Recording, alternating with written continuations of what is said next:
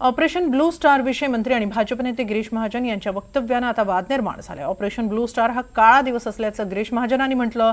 त्यानंतर विरोधकांनी त्यांच्यावर जोरदार टीका करायला सुरुवात केलेली आहे। दरम्यान राष्ट्रवादी शरद पवार गटाचे अध्यक्ष शरद पवार यांनी देखील त्यांच्या या विधानावर आक्षेप घेतलाय। गिरीश महाजनांचं वक्तव्य आम्हाला मान्य नसून ऑपरेशन ब्लू स्टार म्हणजे इंदिरा गांधींचा त्याग असल्याचं पवार म्हणालेत। तर दुसरीकडे मुख्यमंत्री फडणवीसांनी महाजनांच्या वक्तव्याचं समर्थन केलंय।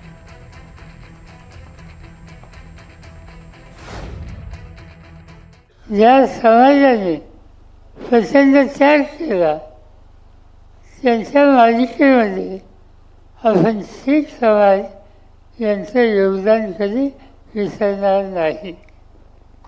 पण समाजाची प्रतिष्ठा ठेवू, पण ही ठेवत असताना आज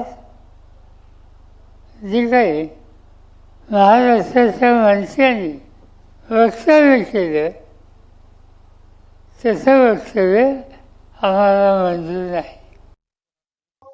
पंजाबमधनं एक निमंत्रण हे गिरीश भाऊंना आलं होतं की या ठिकाणी आम्हाला महाराष्ट्र सरकारचा गौरव करायचा आहे, त्यामुळे ते त्या ठिकाणी गेले होते। त्यांनी दर्शन घेतलं आणि या कार्यक्रमाच्या पाठीशी कोण आहेत किंवा तिथे कोणाचा फोटो लागलाय, एकतर तिथे गुरुमुखीमध्ये सगळं लिहिलं होतं, त्यामुळे त्याची कल्पना नव्हती।